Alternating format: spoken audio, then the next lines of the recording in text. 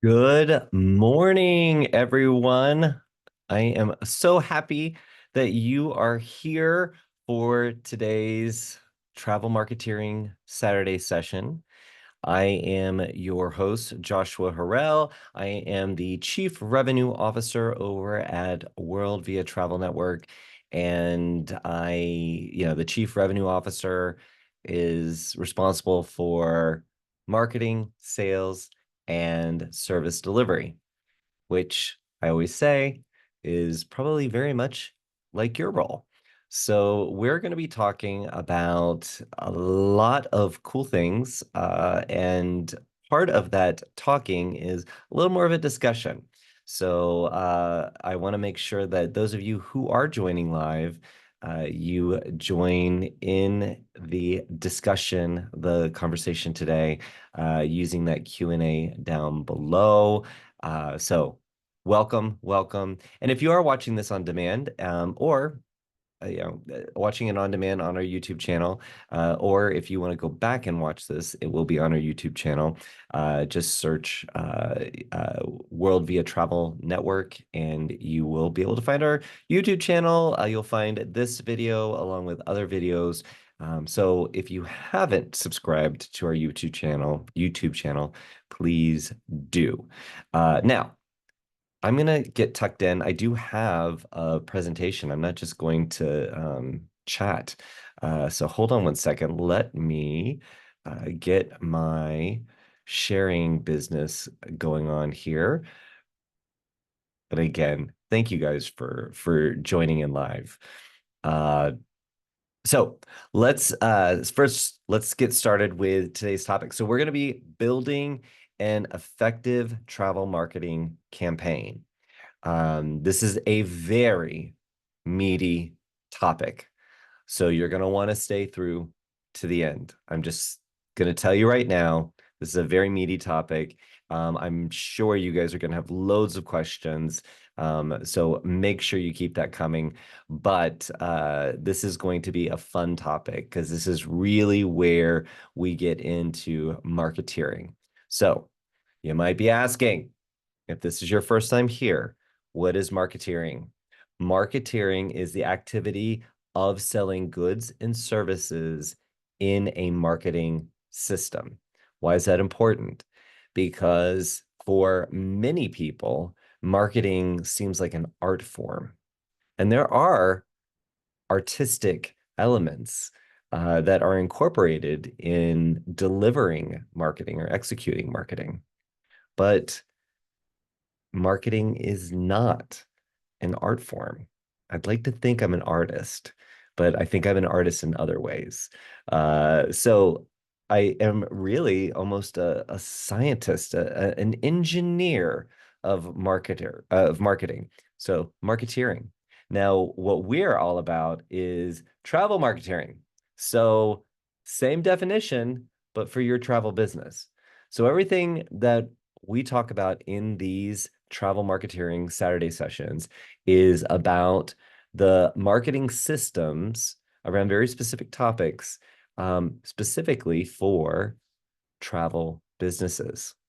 And what I love about those of you who join is you're not necessarily members of World Via Travel Network. You could be members of other host agencies, or you could be fully independent, or we even have some of our travel supplier friends joining us. So this is everybody who's watching live or watching this on demand, you're in good company. We are in the heart of the business, and I am just glad that you trust me on this journey. Again, today we're going to be talking about building successful travel marketing campaigns. So we're going to talk about the key components of a successful marketing campaign. And we're going to talk about how to target and engage your ideal clients. Now, I want to just preface all of this with this is a very macro level topic. We're going to be talking very broadly. We're going to be painting with really broad strokes. Now, I just said it wasn't an art, and now I'm using an analogy of painting. But we're going to be talking in broad strokes. So I know that you'll think, how does this apply to me? Or there'll be elements that you're like, I'm not sure if this really fits. But we're going to be talking in broad strokes because while you might be at one stage in your journey today, I hope in a few weeks, a few months, in a year, whatever, you might be at a different stage. And the content that we're going to talk about today is all about the all of the elements that you need for a successful marketing campaign, as well as the how to target and engage your ideal clients. And as we have discussed in many of these sessions, if you've been a part of them, sometimes your ideal clients change over time. So again, I'm going to broad strokes, but if you have any questions down below, or even comments, the chat is not enabled in this session, so you have to use the Q&A to drop in any comments that you might have, even a few amens. I love a good amen. If you like what I'm preaching, you can drop those in the Q&A, and I will get to your questions as I can. Okay. So first, let's get started with what is a campaign. Now, something that I find is very odd in a lot of marketing technology is that most of the email service providers all call one email a campaign. And I'm not sure why that is. I've never spent the time to research that, but one email is not a campaign. And I'm not going to win because they have already laid claim to that, and you see it in broadcast email platforms all over the place. A campaign is a series of planned activities and steps to promote a product or service, or achieve a specific goal. Okay. So it's just, again, a series of planned activities and steps. Okay. So last week I was talking about how marketing should not be a monsoon of activity. It should be a steady precipitation. A friend of mine had said that to me, and I have adopted it because a lot of times we approach marketing through just, I'm going to put all this effort in, and I'm gonna blast out all this marketing in one go, and then I pull back as I get busy. As the marketing works, then I pull back. And then all of a sudden later, I down the road, I'm like, why is there no business? Well, that's because you took your foot off the pedal.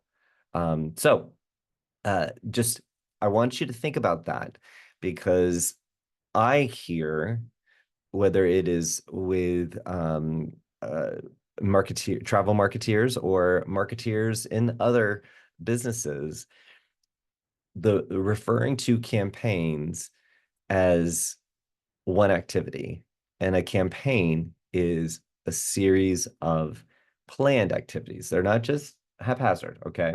So what could the goals be that are attached to a marketing campaign? Increase sales, right?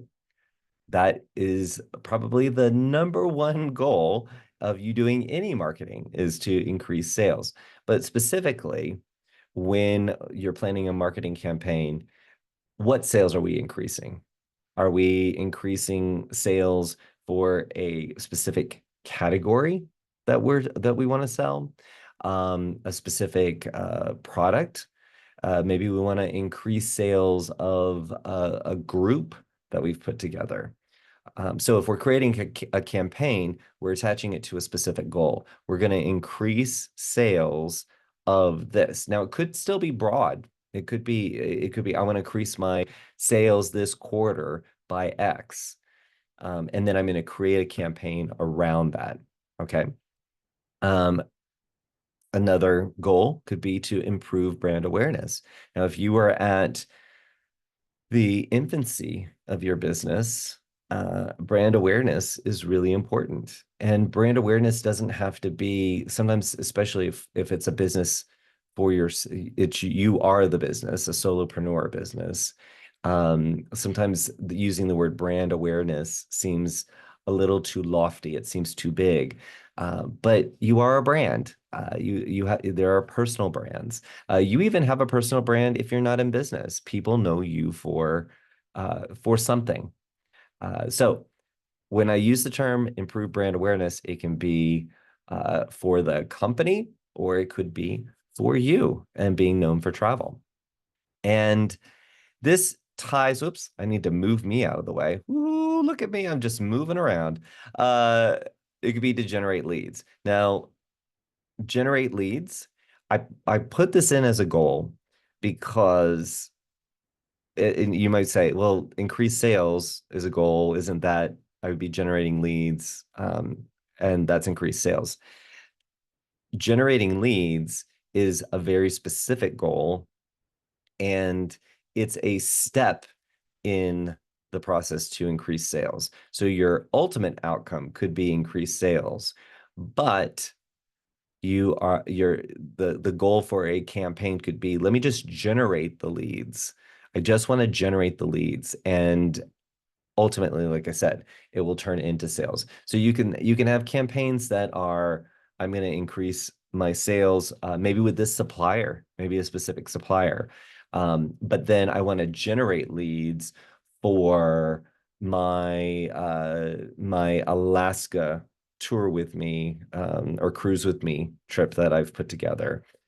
Yes, that's going to increase sales, but how I'm going to measure the effectiveness of the campaign is going to be at the lead level, drawing in the leads, and then hopefully I close those leads to generate sales. So I hope that makes sense. So here, the specific goals I would look at, am I increasing sales? Am I improving my brand awareness?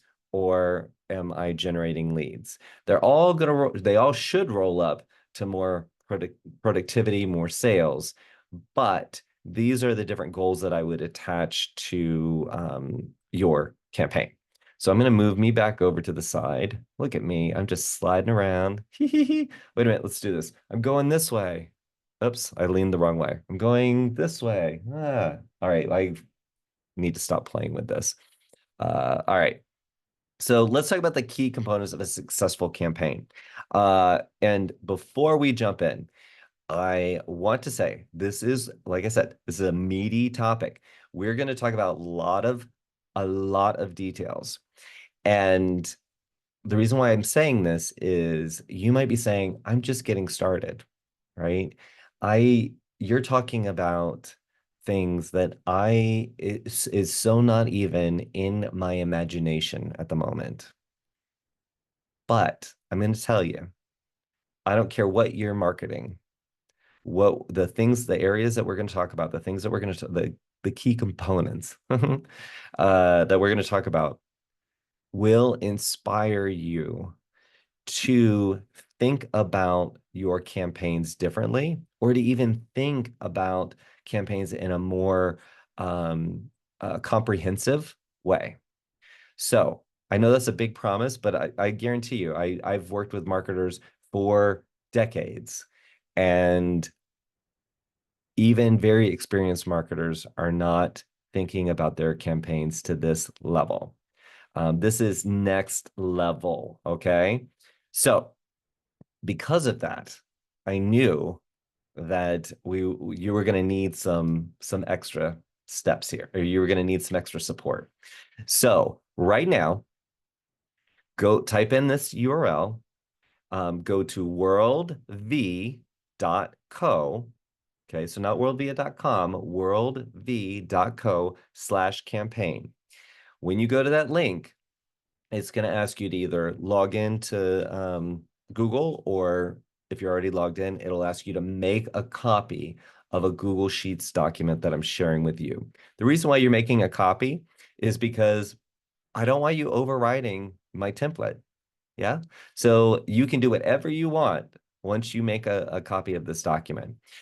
So this document is something that I think is going to be, I hope it is going to be the most inspirational marketing tool I can give you. Okay. And if any, I mean, if anybody is not going to download this, I would just say, I, I can't help you, because this is a template that I have used and I tweaked for you. And it is just the backbone of being organized around your marketing campaigns, but it also is just so instrumental in brainstorming around a campaign. Okay. So hopefully you had time to download that, worldv.co/campaign.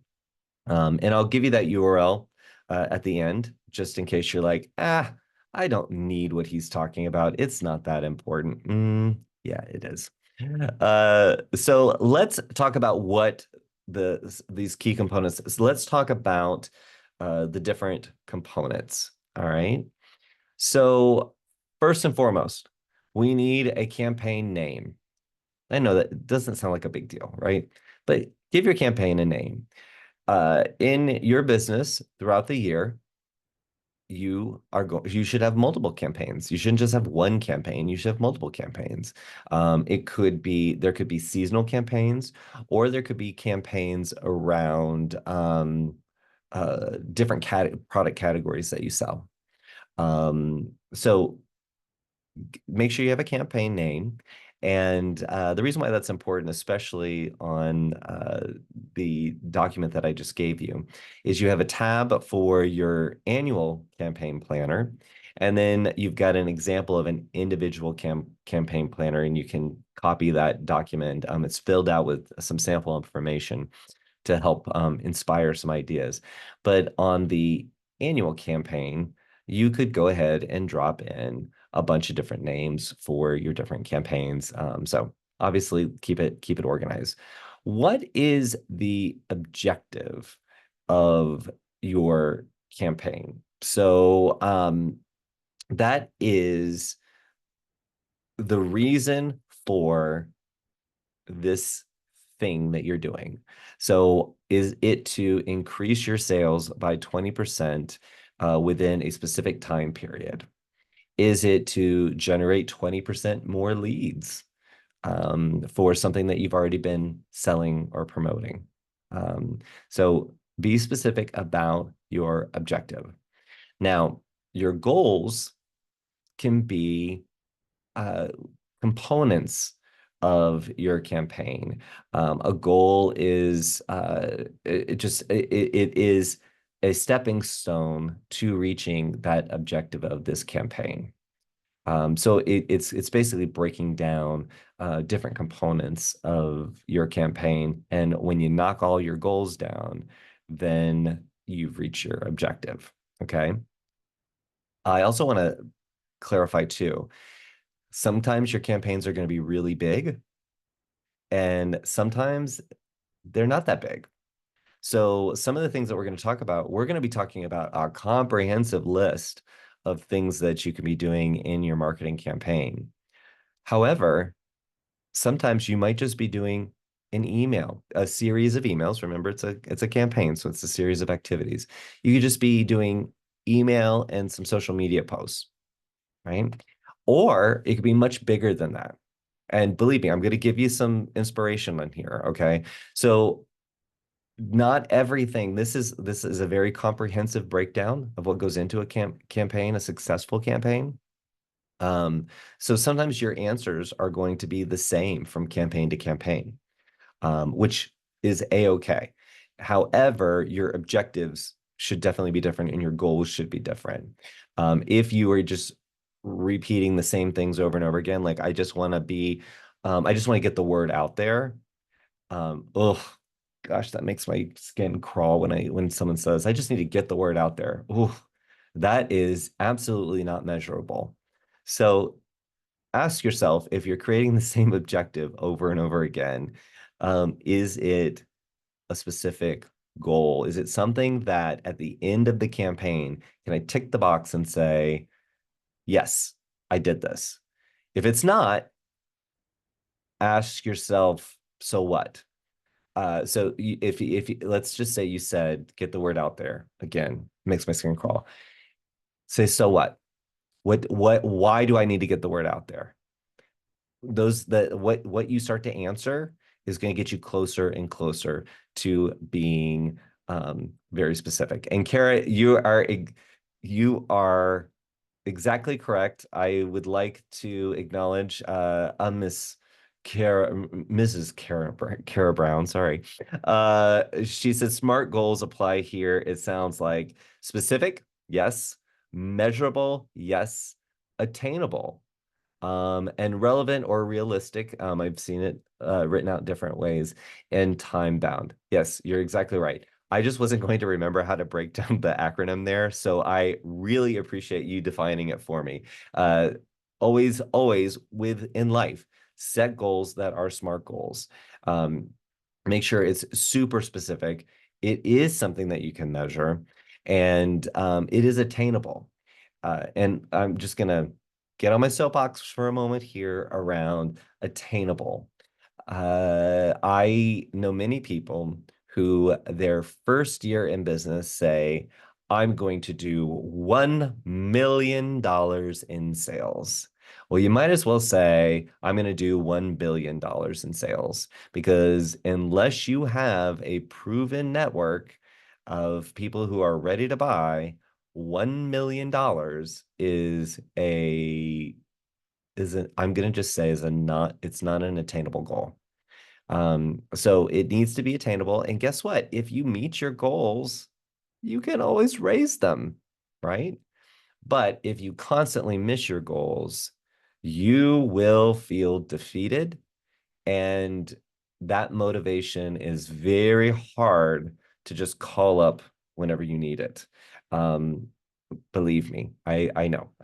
So, Kara, I really appreciate you. Yes, SMART goals are definitely what you want to apply throughout a marketing campaign. This cannot be lofty, amorphous goals. They need to be extremely specific, measurable, attainable, realistic, and or relevant, realistic, and time bound. All right. So we talk about your target audience. We have talked about this almost every session, and we will always talk about having your buyer personas, knowing who you're targeting, um, and uh, and being able to articulate that. So if you don't know who the target audience is for your campaign, it is going you're going to be talking too broadly, and you're going to miss out an opportunity to really land your message. And that could be landing a message about your brand. It could be landing a message about a special promotion. It could be landing a message about why someone should travel with you with your cruise group that you've put together. So make sure you identify your target audience.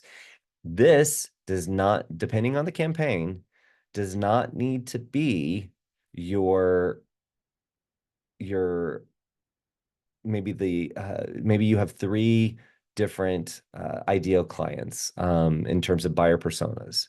Maybe this campaign is only supposed to speak to one, and that is okay. Maybe you have another campaign that speaks to another, or sometimes it could be two of the three.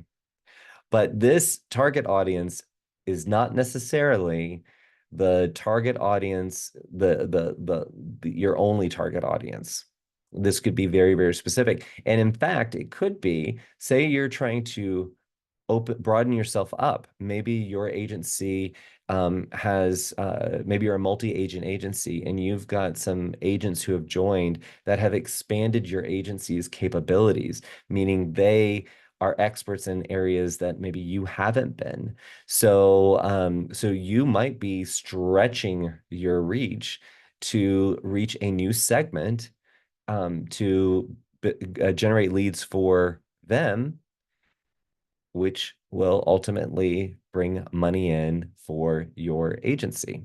So this is for the campaign. You're saying, who am I trying to target with this campaign? If you make it too broad, you're going to it starts to get, it's not specific again. It's going to be harder for you to reach your objectives. Okay.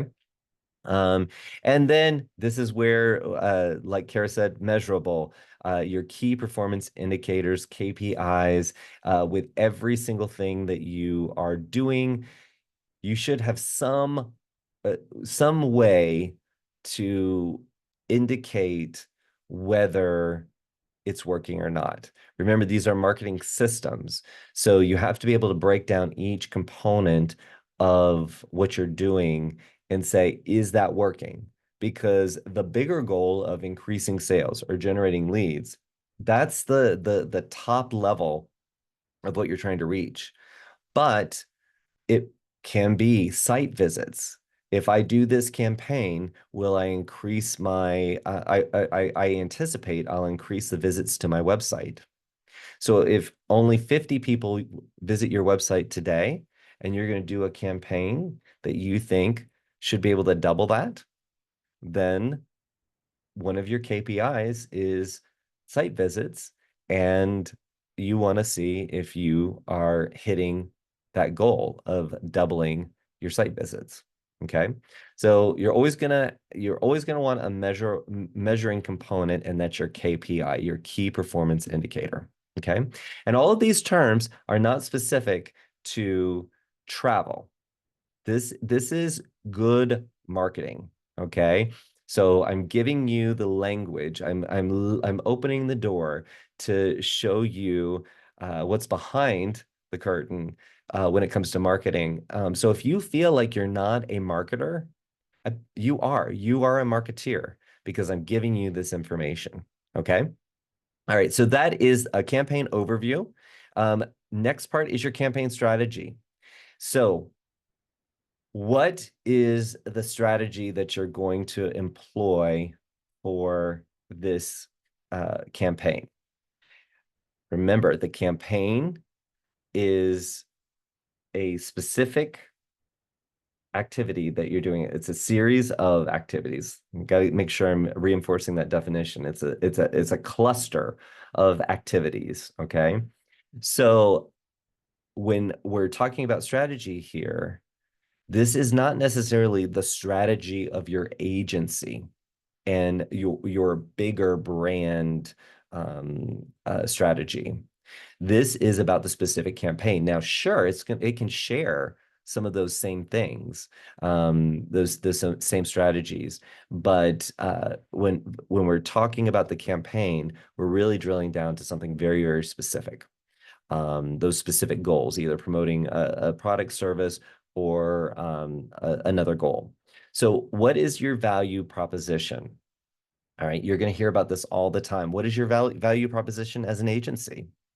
What is it what do you propose? Just flipping the word around a little bit, or the phrase around a little bit.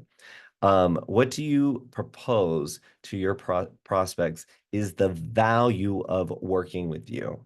Okay, so your agency, or you have a value proposition, or you've defined a value proposition for yourself, or you should if you're just getting started. But if we're talking about the campaign, now set your business aside for a moment. What is the value proposition that you're trying to convey with this campaign? Okay. So uh, let's take a cruise with me trip to Alaska. I grabbed that example before. So what is the value of buying into this group that I'm going to be leading? Well, guess what? There's one. I'm going to be leading this.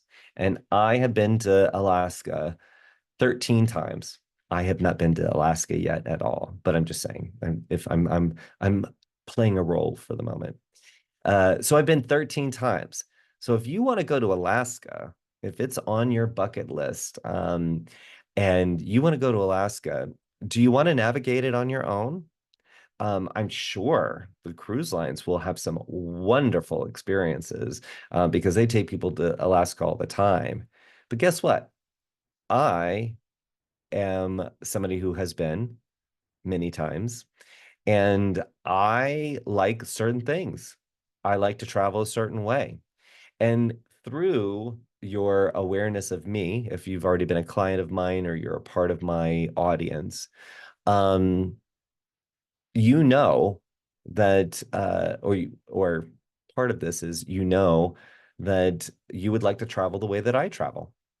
And wow, wouldn't that take a lot off your plate if you traveled with me and I gave you a grand experience? I'm trying to think of all the things that I would add to my trip. But a part of the value proposition is you don't have to think about it. You just have to decide to go, bring a magnificent other, or maybe not a magnificent other, maybe somebody who you just have committed to travel with. But I'm just saying, all you have to do is make that decision and make the deposit, and you don't have to worry about it because what I have proposed to you, the value of joining my group is that I am going to bring myself into this experience, and maybe you've already had a taste of it. So that's a campaign that's targeting people who already know my business and what I do. Now, if all of those fabulous things that I just talked about are a part of the experience of cruising with me, and I'm going to target people who don't know me, see how that's going to shift. I now need to I need to express all of that my audience already knows about me. I've got to now express that to new people. So I'd be thinking a little bit differently. So if I'm targeting existing customers, going back to my overview, if I'm targeting specific customers, then or existing customers or existing audience, that's a different campaign from targeting new, and which could be one of my objectives. I want to get new people into my audience list, and then I also want them to book into the cruise. So that's why identifying that target audience is so important. But the value proposition is key, is absolutely key. So competitive analysis, doesn't that sound really technical? Again, I'm going through all the components of a successful marketing campaign. Are you going to do this for every single campaign that you create? You might do it to some degree. Um, but all of these things, some of these things you can say, okay, I've already done this. I know this already. But if you go through this list that's in that Google Sheet that I shared with you, I guarantee you'll think about something that you hadn't thought of before. Or because of your knowledge as time goes by, you'll approach it differently. So yes, competitive analysis. So am I looking at competitive analysis? Am I looking at my competition and saying, I'm gonna do exactly what they're doing? No. But sometimes just a incognito. You always want to go incognito because people can track you on their website. So make sure you're incognito on Google. But Google whatever it is that you're trying to market and see what comes up. It's your competitive analysis could take 5 minutes, it could take 15 minutes, it could take 5 days, depending on what you're trying to do. But looking at what other people do, it's not keeping up with the Joneses. But sometimes you look at something and you're like, oh gosh, I could do that so much better. Oh, they're missing an opportunity. You can get a little judgy if you want to. So I always put, when I'm building a campaign, I always make sure I carve out some time to just do a nice little sweep of just a search is enough for me. I don't need to go and download reports or anything like that. Let me just see what people are doing. And if you're jumping on a campaign or using the assets from a supplier, which they have some great assets to use, that which makes it very easy. You can do some searches to see, because most suppliers have done the same types of campaigns over and over again. So even if that campaign shouldn't be live right now, but you know it's coming up, I guarantee you can search to see what people have done in the past and how maybe they've used some of those assets. And again, you can figure out what you like and what you didn't like. And no matter what you do, you're always gonna infuse it with you and your knowledge and your experience. No matter I could tell you, do this, do that, do this. And no matter what, you're going to do it in your own style. And that is the beautiful thing about this business, is that there's so much business to be had. But what people really are buying is you. And you have to take all of this and assimilate it and then or synthesize it, sorry, and then make it yours. So competitive analysis, always make that a part of the process. It can be a quick peek around, or it could be a little more in depth. Messaging and positioning. So think about your the copy, the words that sell. So whatever you are wanting to say, is this and this is done if you're using supplier campaigns that they've put together and you're using their assets and collateral. They've already done the messaging, but and they've done a bit of the positioning. Positioning is, how are you positioning this product, this service, your business? How are you positioning it in the marketplace? Where does it fit? What problems does it solve? How are you making that value proposition that you've created? How does it fit into the world through the messaging that you create? So think about all again, these are all, think of it as a little checklist. And in some cases, most of the work is done for you. But if you've joined this before, these sessions before, I always say if you're going to use a supplier's marketing kit that they've put together, and like I said, they do a beautiful job. There's some suppliers that I think have so much good quality stuff to use that you never would need to have a graphic designer or a marketer. You just need to have the time and get yourself organized to utilize it because they've got some beautiful stuff. But because they've made that available to so many other people, you always want to add your extra bit. So if you use an image of theirs in a social media post, then in the description, the post description or the post copy, you add your personal flair to it, whether that's your personal experience or it's just the way you speak about something. You could take a product like sandals, and we could line up 3 advisors who sell sandals. And even though they're using the same graphics, who they speak to, who they work with every day would be different. So all 3 of them, if they were asked to, here's the promotion, here's what you're selling, the way they would frame that up and the way they would position that to their audience would be different across all 3.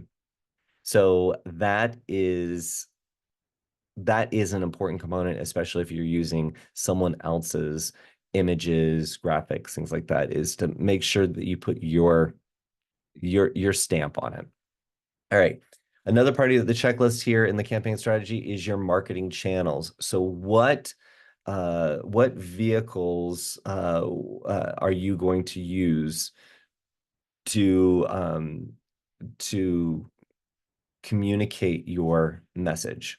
Where is your campaign going to fly or take flight? And then tools that are needed. In most cases, you already have all the tools, But if you're going to send emails, you're going to need your email marketing tool. If for almost every marketing campaign, I can't think of one that you wouldn't need. You need your CRM, right? Um, there might be other tools depending on the promotion, but for the most part, those are going to be about the same. I'm going to use Meta Suite, which if you don't know Meta Business Suite, if you don't know, with Facebook and Instagram, they're owned by Meta, and they've created Meta Business or Meta Business Suite. And that is a tool for you to manage both your Instagram and your Facebook channels all in one platform. So you can schedule posts, you can look at analytics. There's a lot of tools that you can use, and it's free. It's free to use. Before you had to pay for a service to be able to schedule posts. Now they've built it all in, and Facebook and Instagram are super effective when it comes to travel marketing. So even if you don't do both, you could do one or the other, but you can manage them both within that platform. But that would be a tool that you could use. All right, so now we're going to get into those measurable and time bound. So for your campaign, what are the start and end dates? Okay. Um, if you have a successful campaign and it isn't time bound, meaning it isn't say uh, a special promotion with a supplier that has a specific end date. Maybe this is more broadly, maybe you're promoting your destination weddings. So that's a campaign. Have a start and end date, right? Because you're trying to make sure that your goals are really specific and time bound. But you could always say, wow, this campaign is really working. I'm going to copy it. I'm gonna keep it going. Change your dates a little bit, and then also revisit your objectives, your goals. Maybe now your budget, you're going to spend a little bit more. So just because you're putting an end date doesn't mean you can never have that campaign again. You can, but you're really wanting to win here. You want that sense of accomplishment that you've plotted out what you're going to be doing for your marketing campaign, and you've set goals and you want to reach those goals. You want to be monitoring it all the time. So if you extend those deadlines, then you start to get a little loose with some of your KPIs or some of your goals because you've already hit those goals, right? All right. So start and end date, key milestones and deadlines. Now, if you have a big team, of course, right? You're like, I need milestones and deadlines. But even if you're by yourself, you're a business of yourself, you need milestones and deadlines. You need those key points in the runway or the highway, where certain things need to be done, or certain things need to be achieved. Map that out along with those deadlines. If you're going to do a campaign for 6 weeks and you know you need 15 social posts, what is the deadline to get all those social posts created if you need to create them? Um, and what is the deadline to get them loaded into to be scheduled to post? Or if you're going to post them, what are the deadlines? Really think about this. Most campaigns fall apart because you don't define those bigger milestones that need to be hit before the campaign begins or while the campaign is going on. Those aren't hit, and deadlines are just, you don't have the discipline to keep yourself on track. And if you're working with a team, it is so important that you have that transparency, that they can see what's supposed to be done, whether you're doing it or whether they're doing it. Define that in the beginning, because nothing is worse than a team scrambling to hit deadlines that everybody just assume that if this is on the campaign, you're in charge of social media, and we said we were going to do 15 social posts. Uh, where are they? Well, I didn't know I needed to have them done by this date. You know what I mean? It just starts, it's bad, bad, bad, bad. So when you're building out your campaign, big, small, whatever the size of the campaign, make sure that you define those milestones that you need to hit throughout the project, and definitely define those deadlines. It's going to save you, especially if you are a selling agent, you are busy with clients, and that is something that you can't, the flow of that is not something that you can control. But a project like this, for it to be successful, you need to have that discipline and set realistic deadlines for when you can get things done. Okay. And I would love to know if anybody has started down the path of creating a campaign and it's fallen apart because of not setting up milestones and deadlines at the beginning. Just drop that in the Q&A down below. So this is just reinforcing what I was just describing, the key milestones and deadlines. But then with your campaign, and this is another important part of the checklist, pre-launch activities. So if you have a campaign that's going to go through, I'm trying to think of a good example for this.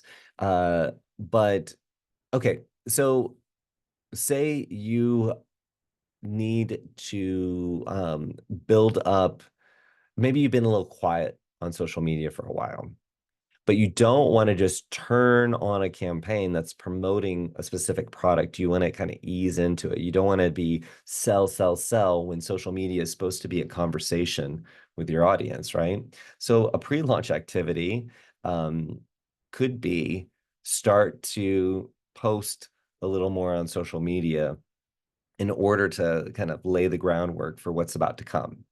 Now, that's more of a psychological move, right?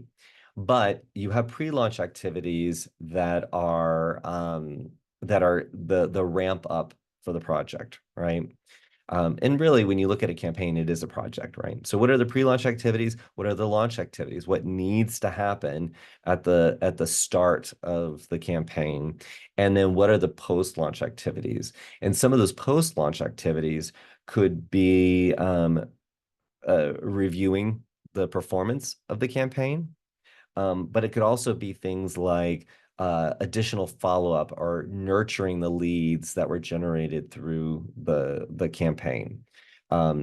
So there, we've closed off the campaign, but we've already identified the things that need to happen right after the campaign. So thinking through these things, extremely, extremely helpful. Kara said that she doesn't know if it's fallen apart, but definitely hasn't been as successful as I thought it should be. So, in asking the question, have you had a campaign that's fallen apart because you haven't defined some of these parameters?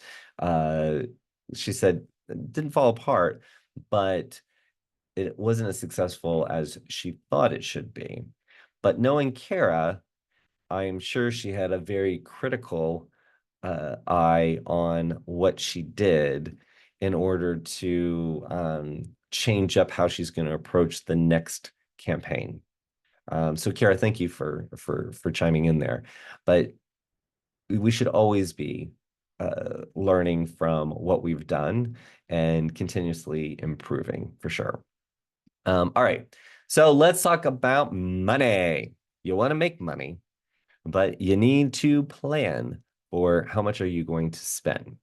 So for many of you, I'm going to make an assumption here, but for many of you, I don't think you have $1 million budget for marketing. Pretty safe to assume. Yeah, maybe. Uh, but maybe you don't have any money. Okay. But if you don't ask yourself the question at the start of the campaign, I think you're flying into it blind. You're not thinking about maybe the cost, and some of that cost could actually be your time, or opportunity cost, meaning that you need to pull yourself away from maybe some activities that you would be doing, so you could devote time to organizing this campaign and getting it together. But you know, at the end of it, that having a successful campaign is going to benefit you. It's going to feel way more good than the pain of kind of missed opportunity in the moment, in the right now. So look at the total budget. Sometimes this could be, are you working with an outside agency? There's a cost associated with that. Are you working with a graphic designer? There can be a cost associated with that. And if you're going to do any paid social, if you're going to boost any posts on Instagram or Facebook, if you're going to do any Google search ads, how much are you going to, how much do you have to spend? And then down below, you see estimated budget allocation. So I'm going to spend $275 on a graphic designer.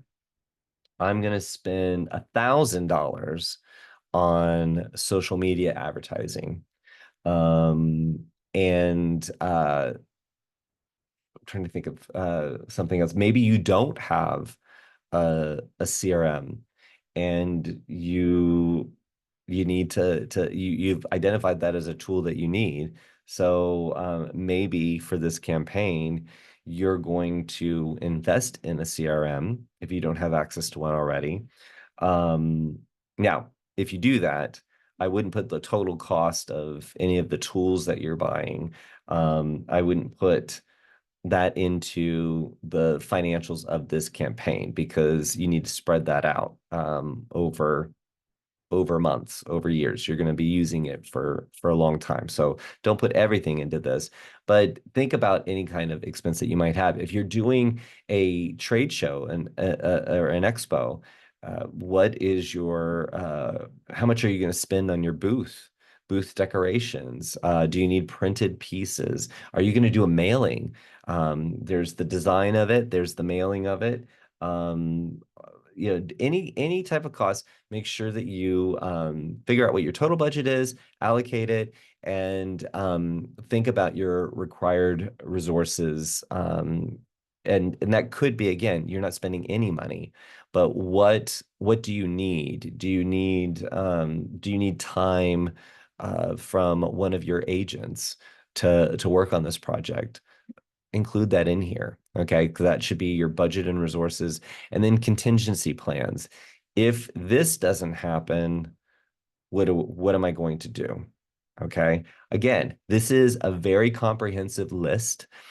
So don't get overwhelmed. That's why you can download the campaign template, and I will give you the URL to download it again before we wrap up.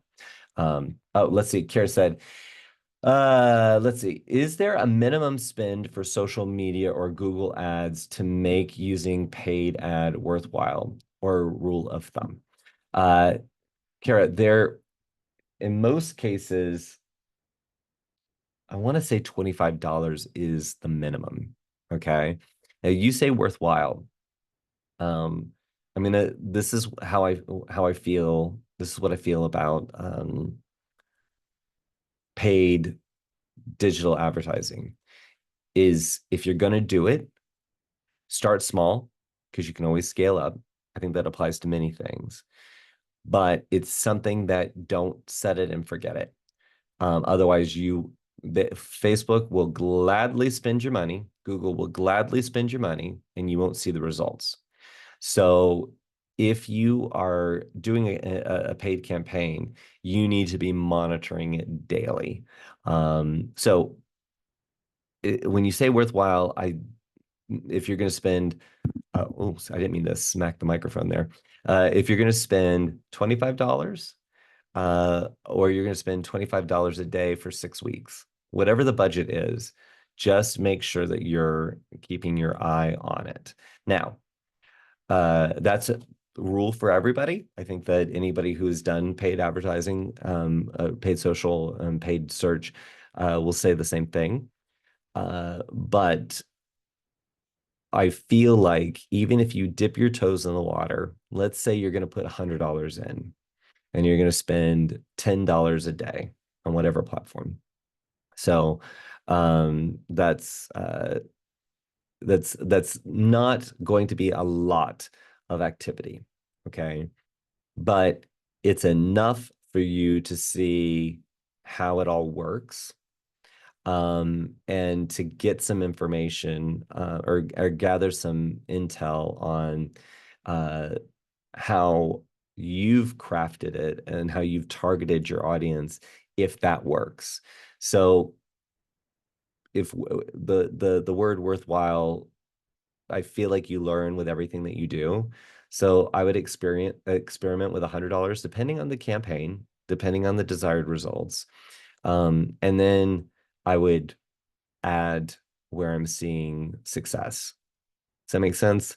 I it's tough to say. It really depends on what you've got lined up for the creative that goes into your campaigns, your advertising campaigns, um, and who you're targeting.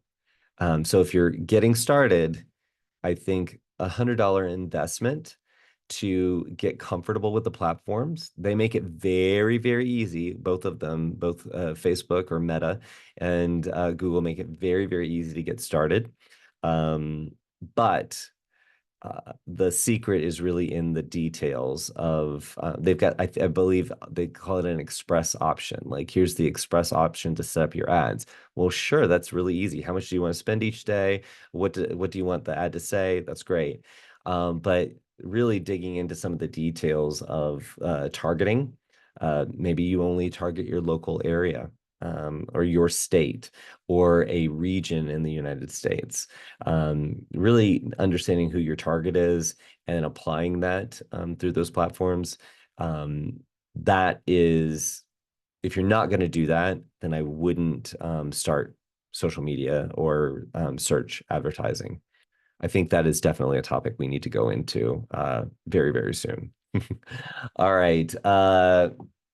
Let's see here. Oh, Ina has, what is your advice on voice search? I've seen the ads on Instagram for generating leads. Okay, so what's my advice on voice search? Today, I would say, uh, if you've got the budget to experiment with it, then I would experiment with it. I would not have high expectations right now. But in a month, in 3 months, in 6 months, in 12 months, will my opinion change? Probably. But from what I can tell, and from the research I have done, is um, it's not it's not being adopted very quickly. And I don't think that many of us have the budget to experiment with something that isn't it hasn't proven itself yet. So all of those platforms that are presenting those options to you, they're saying, we want to get people using this, right? And eventually it's going to take on. But right now, I feel like if you are going to spend money in paid advertising through the social media channels, I'd stick with your traditional advertising there. Okay. But I'm really glad that you brought that up. And I'm glad that you clicked on, if it was presented to you, I'm glad that you clicked on it to learn more about it. Because that sometimes I think when we're consuming social media or on any platform, we're in the mode of doing the thing that we're trying to do. And there's so many options for us to explore how things are changing. And in marketing, things are changing all the time. The principles, the core principles are the same, but vehicles keep changing and the tides change. So very, very impressed that you presented that. Thank you. Um, and Kara said, yes, please, for a topic, a whole session about paid advertising. Yes, in fact, I'm going to talk to Andrea, who schedules all of these sessions, and make sure that we cover that, because every time I've spoken about paid advertising on any of the platforms, it's a sticky wicket. I mean, you get into there's a lot of rabbit holes that we can go down, but it is worthwhile. And I'd love to maybe even let's do a sample campaign together, and we can explore the options together. I always say to anybody who's working on paid social that every time I go in there to create an ad, it's changed. Little things have changed. It's expanding. I mean, they keep getting better and better because they want you. That's how they make money. They want you to spend money. But I try to look out for the pitfalls, things that I have made some massive mistakes where I thought I had paused a campaign on Google search and I didn't. And then all of a sudden I got the bill and I got the credit card charge and I was mortified. And or there was typos. Oh, anyway, the horror stories I could tell you. All right. Let's see here. Moving on. Sorry, I've got a lot I want to get through. So we already talked about a little bit about this, but what are the creative assets that you're going to need when you're coming up with your marketing campaign? Write that out. If you have branding guidelines for your company and you're doing brand awareness ads, then make sure you include your branding guidelines. You know them, but maybe you are going to use an outside designer. Make sure that that's ready to go. Don't approach if you already have a look and a feel and the voice of your brand, then make sure that that is all bundled up. So when you're working with a creative, uh, they're not recreating your brand.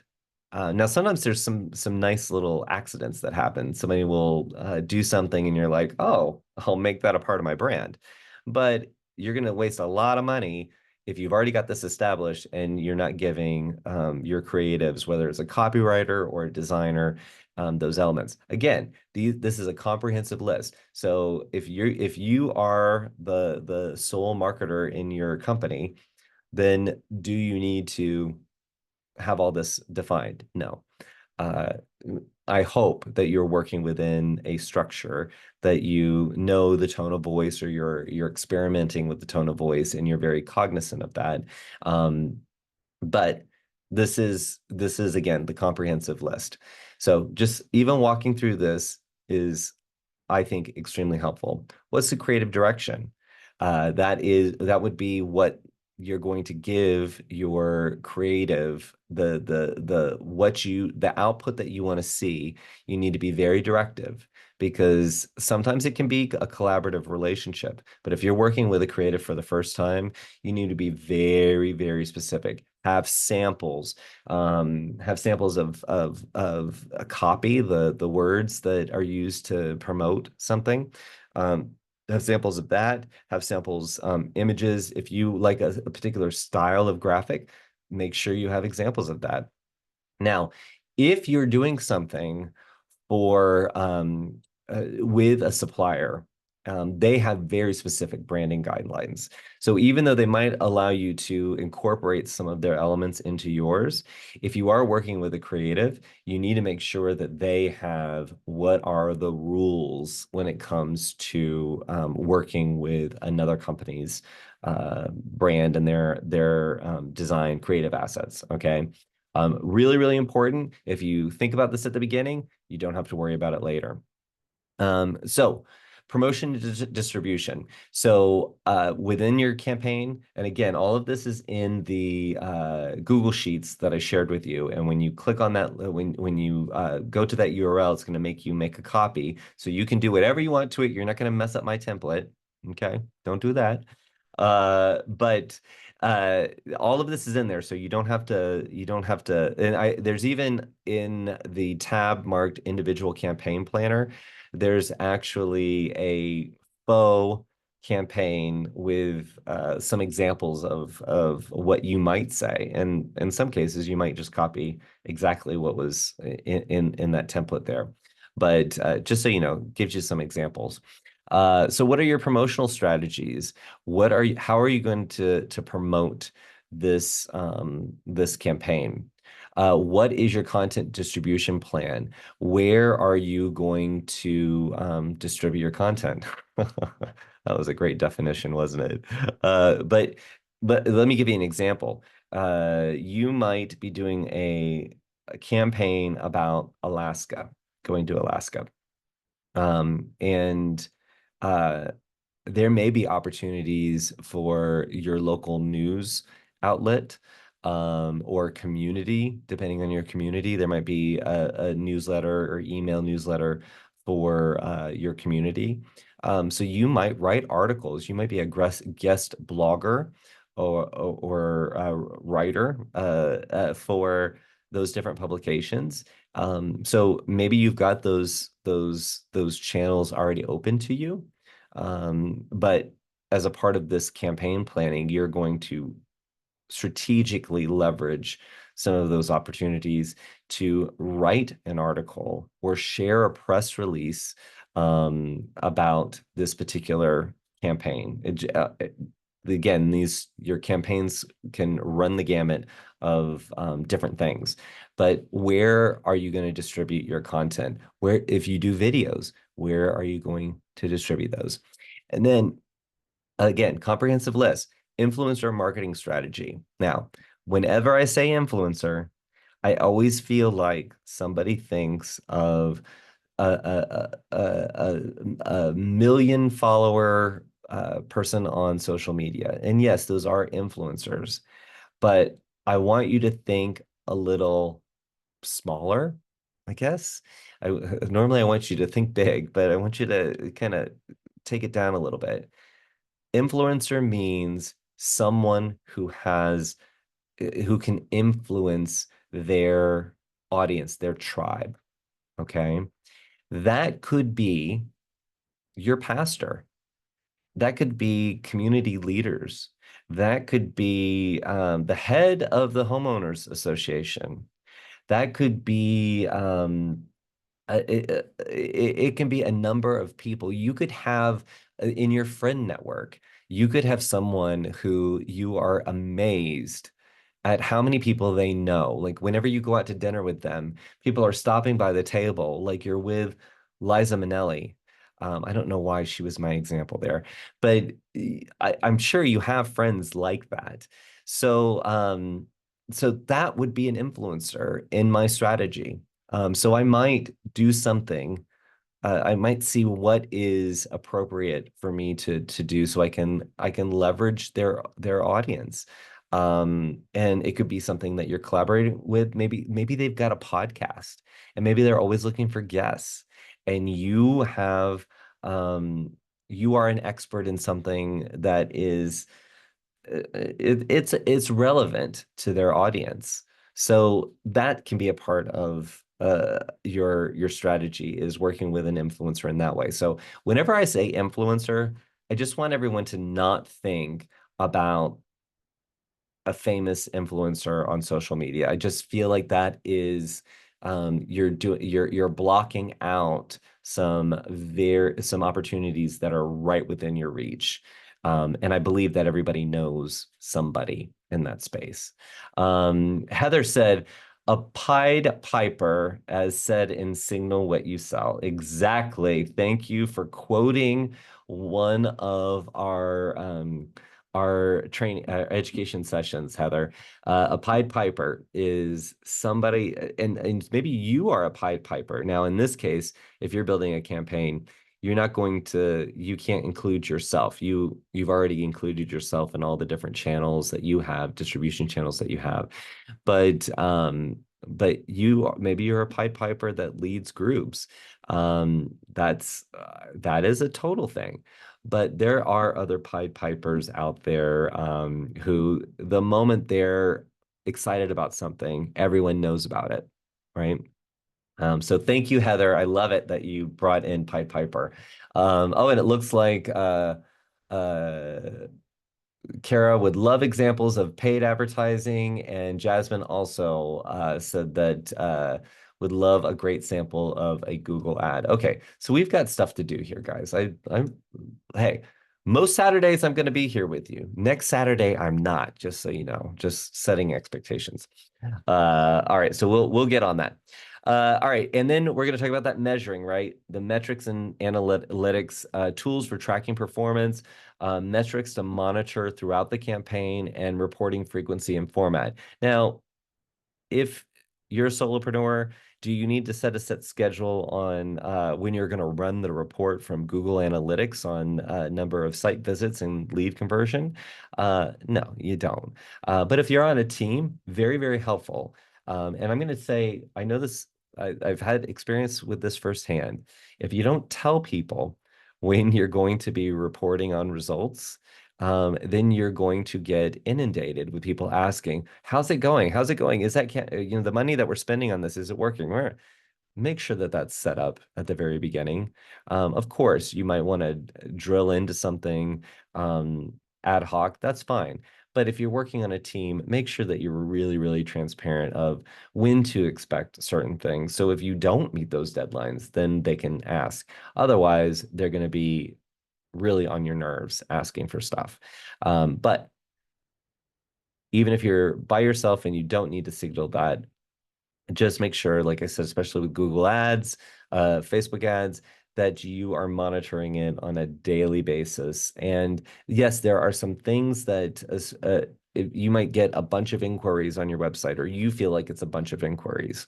And maybe you feel that way because they're the right inquiries.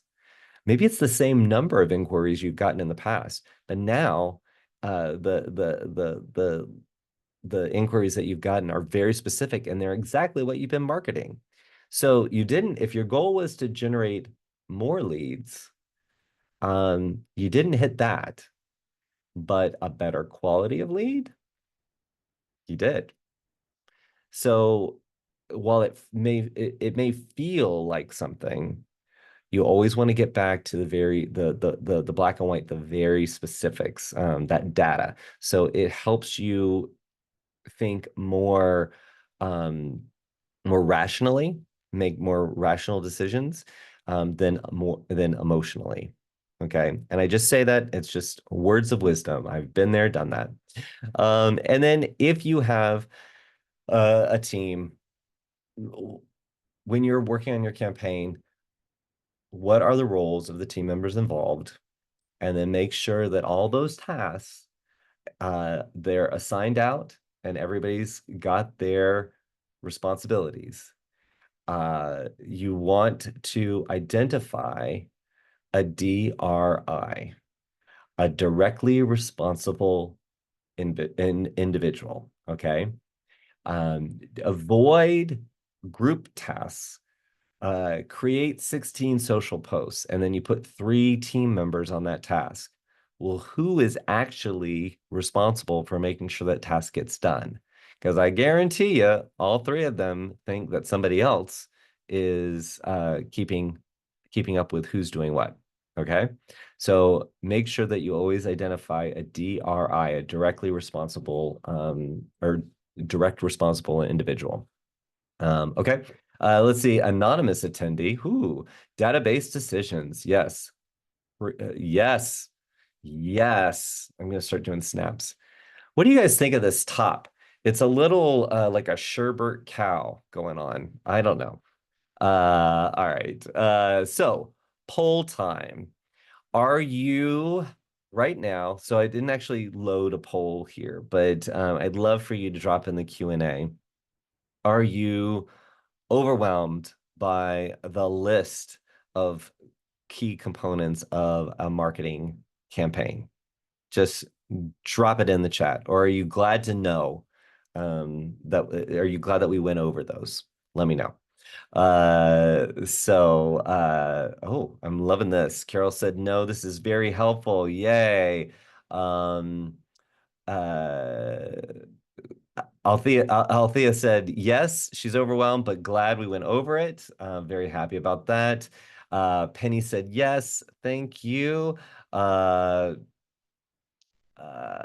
and Heather said, happy to know about the components and to use it in conjunction with Signal What You Sell. Heather, it warms my heart that you're referencing Signal What You Sell, which is a great program that we offer at Worldview Travel Network. Very, very happy about that. Kara said, the list is a bit overwhelming, but your handout with examples should make it a lot easier to wrap my brain around it. Oh, I love it. Ina said, very helpful. Oh, I'm loving all this. Loretta said, overwhelming for a newbie, but glad to know about this. This is music to my ears. Uh, Tom said, sounds like I need to check out Signal what you sell. Definitely.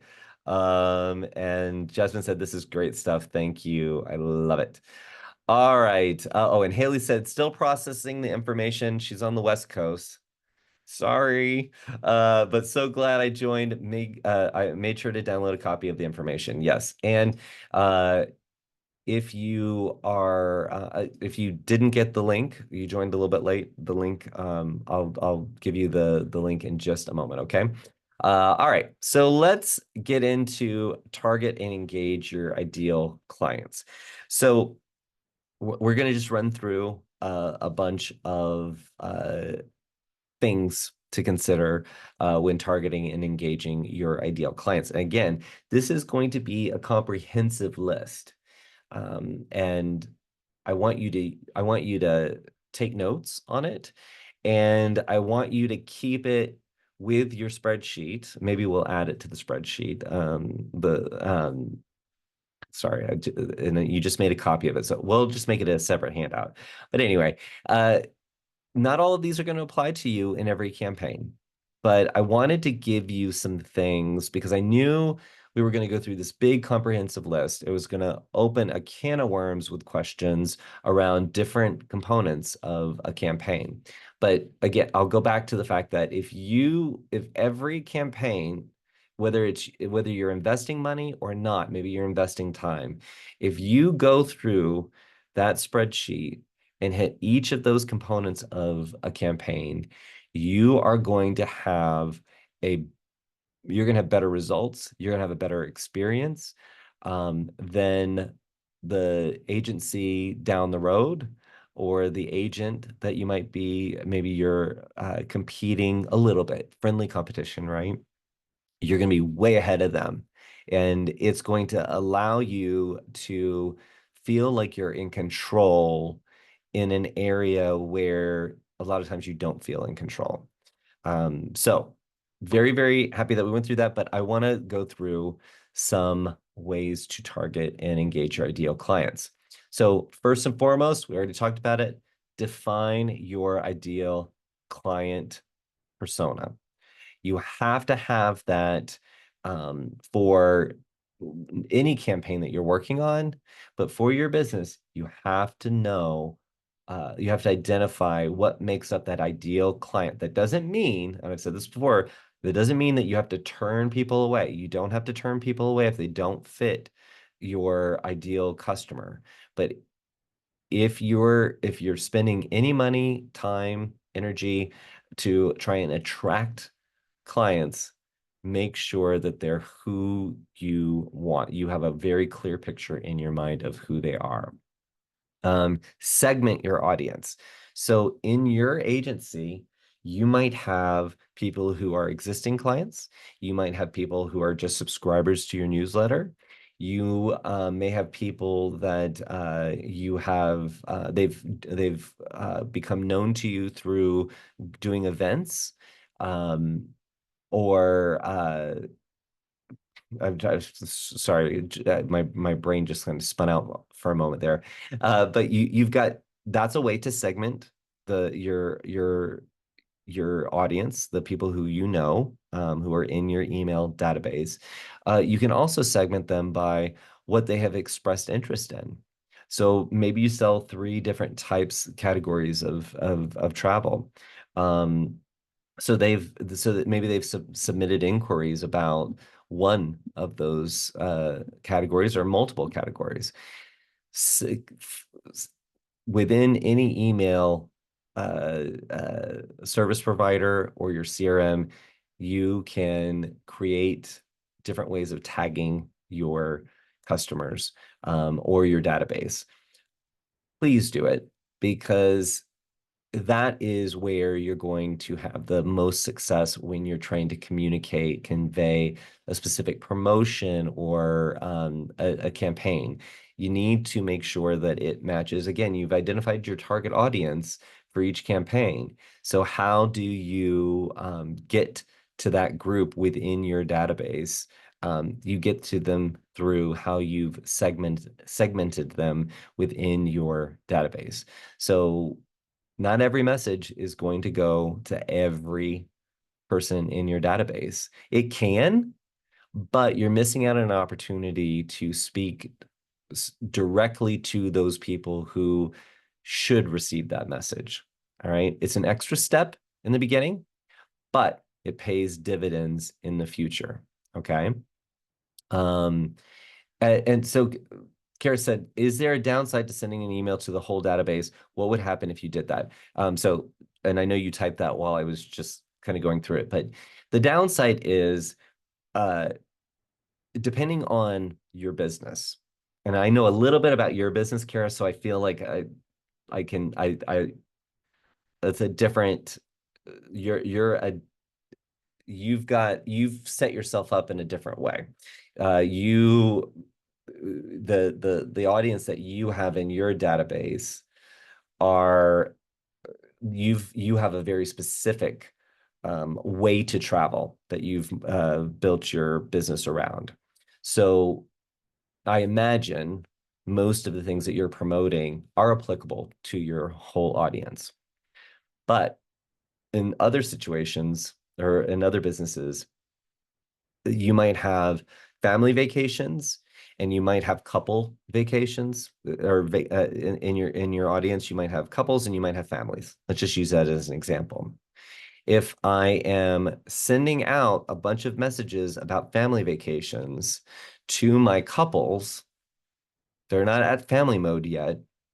My couples can get disengaged and ultimately unsubscribe. So that is something that I would like to avoid. Plus, if I'm evaluating the effectiveness of a campaign and using my families and couples that I might have in my database, if I'm evaluating the effectiveness of an email and it's going out to the whole group, well, if I'm doing family email, then the couples are not going to get engaged with it. So it's going to skew my numbers and the performance of the email. Again, you're wanting to evaluate to make them better and better and better. So that's what is not good about sending out the messages to everyone. It really depends on how well you have segmented or how much information and how much detail you have on your database. In your situation with your business, culture, sorry, that is your brand has a promise that you're delivering those cultural experiences. So your messages are probably dead on to reach the entire group. However, you might segment people who have actually booked with you versus the people who haven't booked with you. Different types of messages, right? These people already know what it's like to book with you and travel as using your travel services. The other group, you still need to convince them. So same product or same service that you might be offering, but you're speaking to the people who haven't experienced it in a different way. I hope that helps. All right, I want to keep on moving here. Leverage content marketing, writing blogs, writing, heck, even sometimes a printed newsletter is extremely effective these days. Creating videos, that's all content. Really create a whole ecosystem around your campaign. And that could be some things that are evergreen. Going back to my Cruise with Me Alaska example, I should have a bunch of articles about Alaska on my blog, on my website and my blog, but it doesn't have to be talking about that particular trip. Maybe I have a little banner ad until the campaign is over at the bottom of every single blog article. It's an idea, but make sure you're creating content. Utilize social media platforms. We talked about this. So whether that's paid or it's creating content, and maybe you don't have photos of you at Disneyland, but you're doing something with Disneyland, right? Um, Make a video where you're talking about Disneyland. Buy some ears, some Mickey ears on Disney.com or Disney Store, and make a video where you're talking about, I can't wait to go to Disneyland. You created content, use your social media platforms to distribute the communication. All right, create an engaging community. This is a bigger lift. So maybe you have a private Facebook group where your past clients have been invited in to share their experiences, or maybe it's the groups that you travel with, um, or maybe it's just your social media following.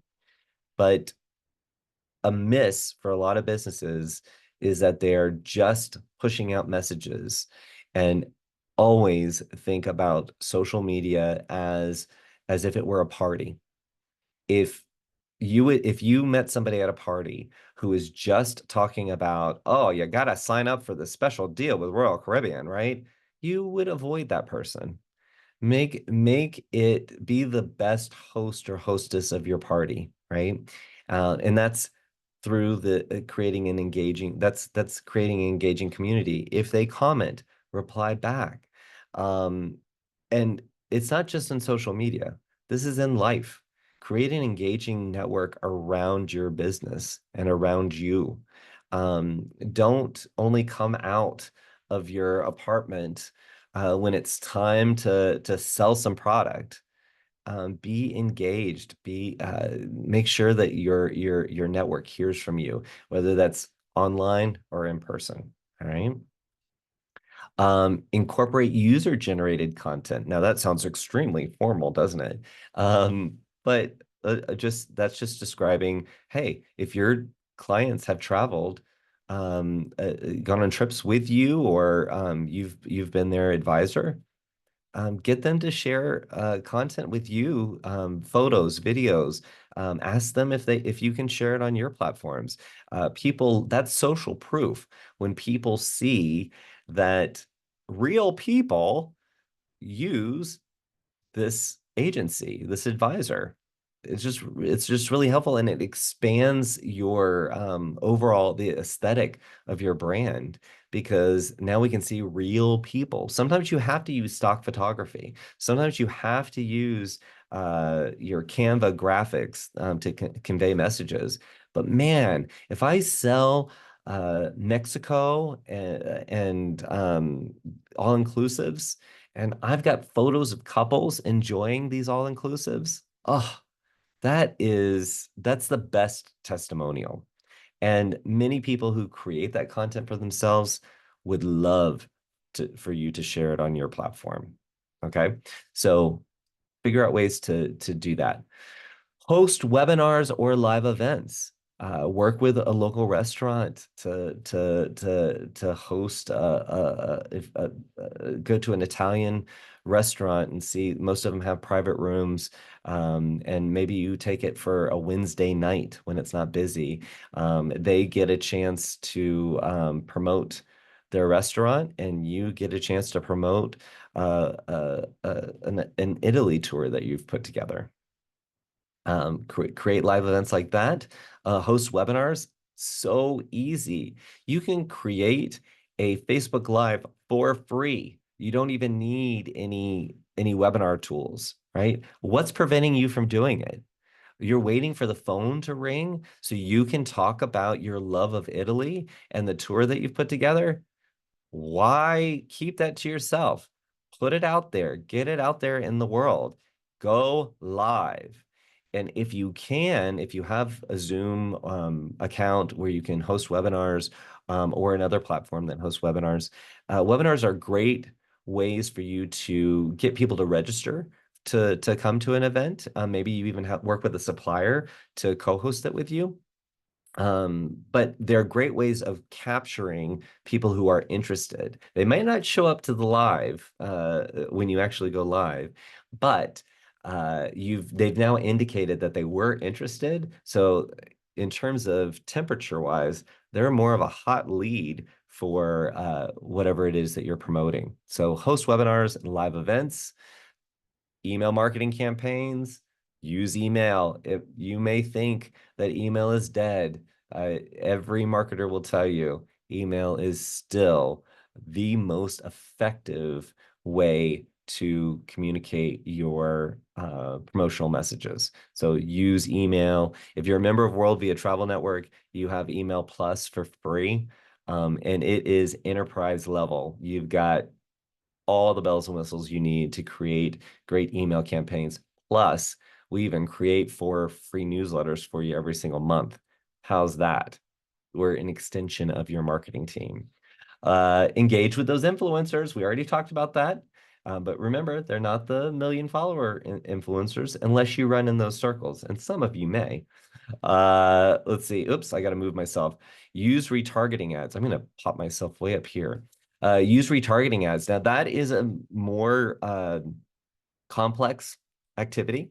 And if you are currently doing retargeting ads, then let's save that for a conversation later. But basically, that means when someone interacts with your website, that then you reach, especially a landing page, you retarget them on the social media platforms with ads that kind of remind them that they had seen that information on your website. That is, even if we do a session on Google ads or Facebook ads and Instagram ads, that's a separate session. So if Drea is watching this, she normally watches them on Mondays.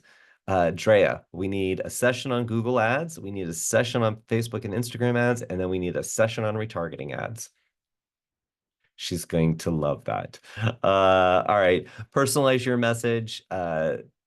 Just you are uniquely you. You are what makes everything different or unique. So even if you're doing the same promotion that other people are doing with sandals, the way you deliver it is what's going to stand out and what's different. Utilize SEO best practices, search engine optimization. Okay. That is creating content about your expertise, what you're promoting, and making sure that you keep your website fresh with that content. Okay. Um, Oops, I clicked on the wrong thing. Analyze and optimize campaigns. We talked about that. Make sure that you're constantly looking at what's working. If your goal was to drive traffic to your website, are you driving traffic to your website? If not, what needs to change? Okay. And then feedback and continuous improvement. I cannot hit that more times, but you want to, oops, I need to move myself again. So continuously refine your strategies based on client input. So you get them on the phone or you're emailing with them. What did they like? What spoke to them? What sung to them?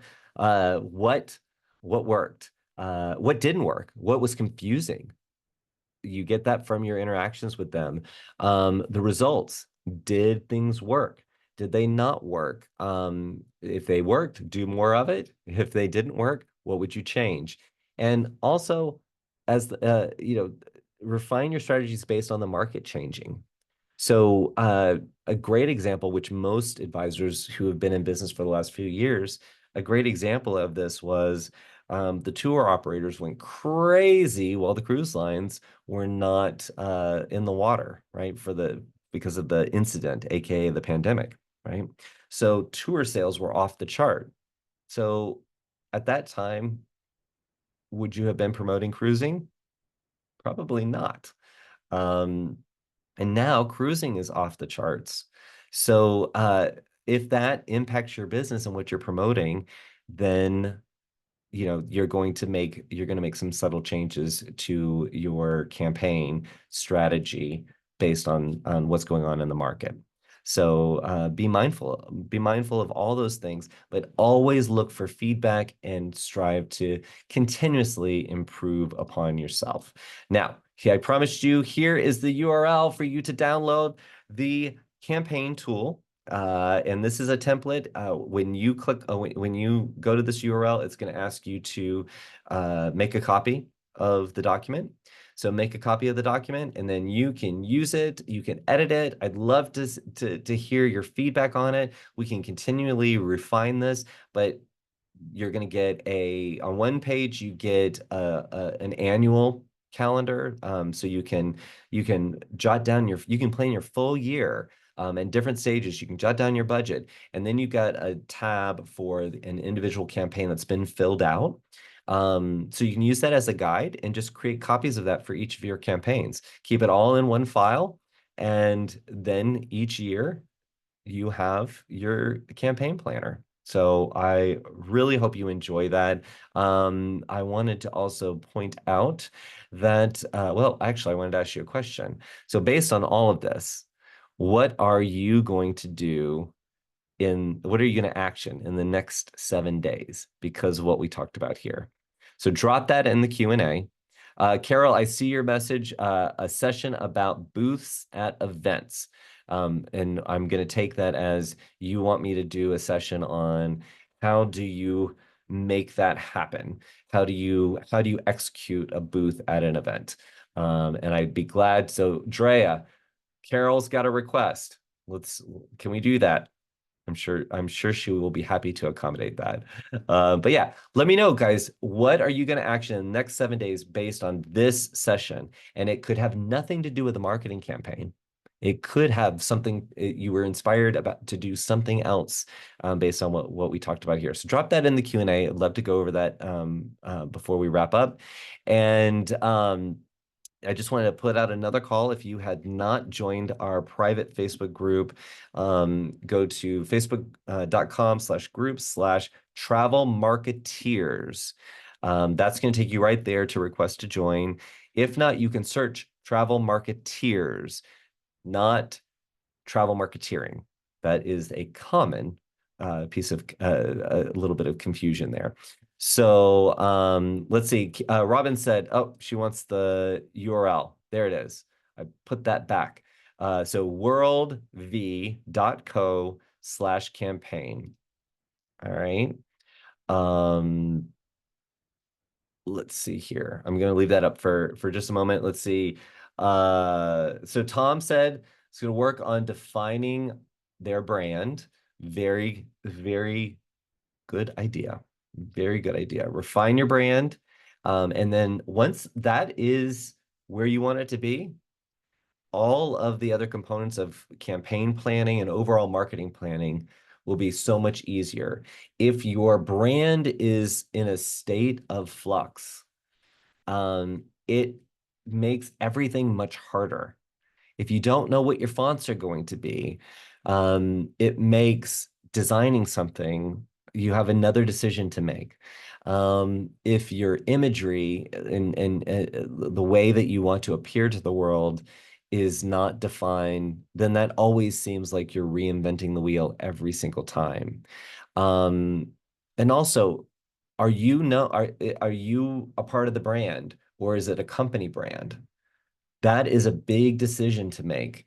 I've said it over and over again. I'm a fan of, if it's just you, if it's your business, lead with your personal brand, because you are what has the gravitational pull. Once your business takes off, and you're ready to grow, then you start morphing into more company messaging and branding. But you are, and most, if you're a solopreneur, you are what people are buying, not a logo. So that's my thought on that.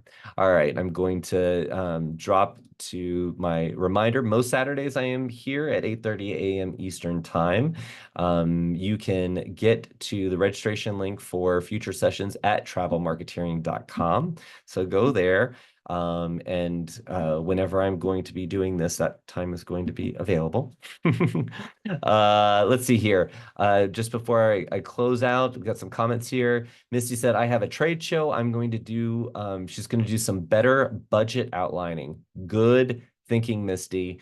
Um, it sneaks up on you.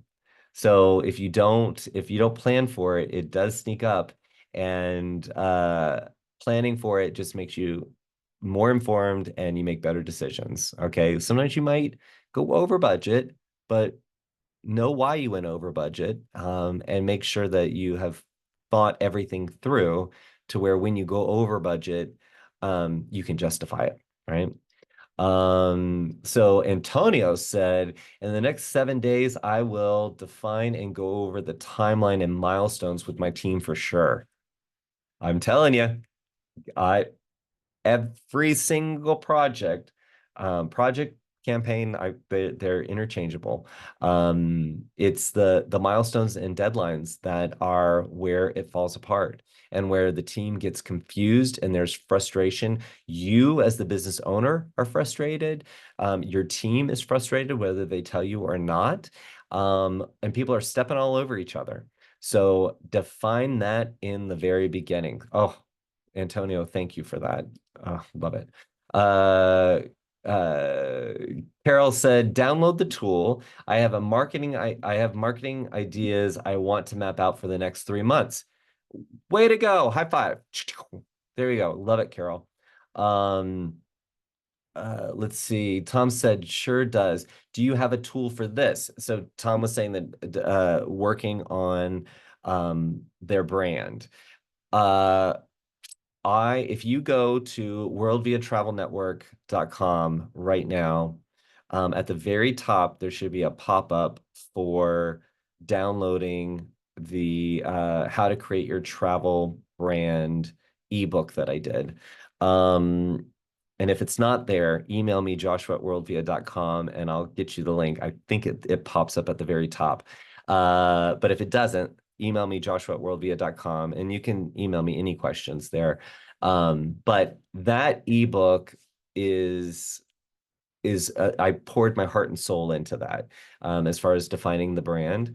But you do make me think. There are some steps that I go through. There's a process I go through whenever I'm working on any brand or design elements. So I'm going to hope that I remember, but if not, if Drea will back me up on getting more of a checklist, a brand checklist together. But the ebook it does have a lot of my practical advice on defining your brand, creating that travel agent brand. So I would check that out if you haven't checked it out. Um, let's see. Heather said she's going to finish the Signal What She Sells course, Signal What You Sell course on World Via Pro, and then lay it all out on my giant whiteboard and start to build my first campaign. I'm so happy to hear it. Ina said, I'm going to set up Email Plus with World Via and work on generating more leads. I have a brand already, so tick that box, but ready for email. Email Plus, there's lots of, there's a passport course on Email Plus. And over the next few weeks, you're going to see a lot of sessions as members of World Via Travel Network. If you are, you'll see on the calendar, there's some sessions on Email Plus that are coming up. They're just some more workshop type content. So very happy about that. Misty said, does it make you less professional if you brand yourself? No, not at all. It elevates you as the human that you are. It's not less professional. If you let me back up. If you are going to lead with your personal brand, you need to think about everything that you signal as a personal brand. So on social media, you can have maybe your more professional social handle that's still very personal, right? And then you might have your personal Facebook. You need to be mindful about the things that you're posting on your personal social media, because it all rolls up into what your personal brand is. So yes, your family and friends are on your personal pages, right? But it crosses over. So, I would avoid things that are topics that are very polarizing because now you as a human being, are being evaluated and are a part of how you attract new customers into your pipeline. Okay. That is definitely a bigger topic. So Heather said, what is the Facebook group again? Please just go to facebook.com and search Travel Marketeers, and we will pop up. Okay. Let's see. Carol said, I see a book on your desk. Is this all in a book that we can purchase?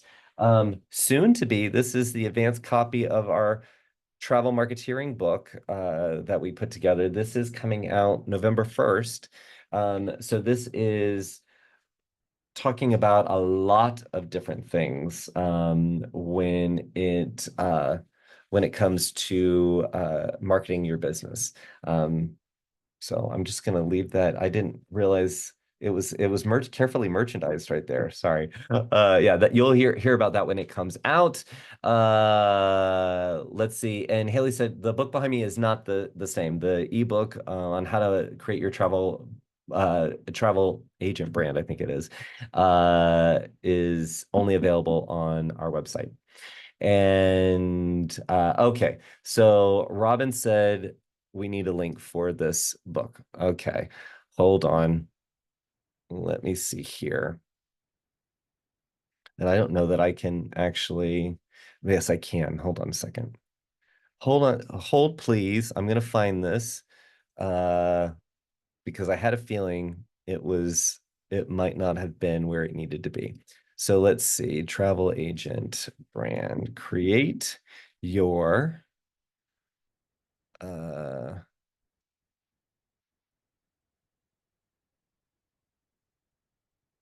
okay. You know what, Robin? I can't get to my link.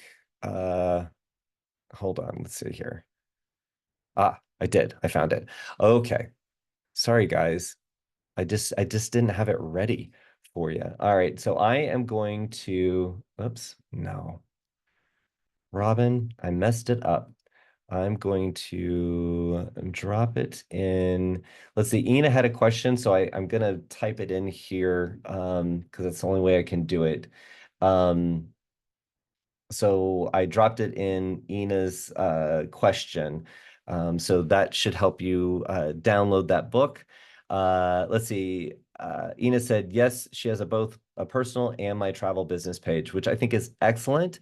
I have my own public profile on Facebook and I have my personal page. Now, I want as many friends as possible, so please join me on all those pages. And I post a lot of the same content, but obviously my Aunt Nancy is on my personal page. She's not on my public page. So sometimes I post my family photos there, right? But I am mindful that I have chosen to go out in the world as Joshua Harrell, and I put it all out there, but I'm mindful that I have an audience that I want to respect and I want to respect me. So I try to keep my content uh, something that I can stand behind both personally and professionally, which I think is a great way to approach things.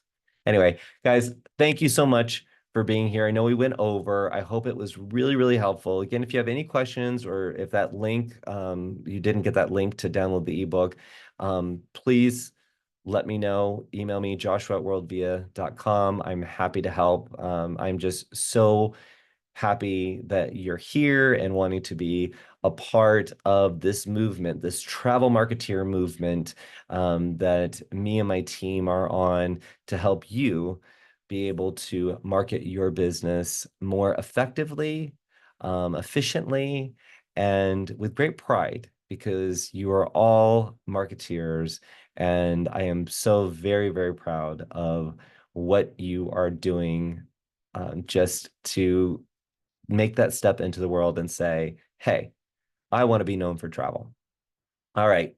Take care. I will see you soon. Remember, next week we won't be live. I won't be live. I'm now talking about myself like I'm plural.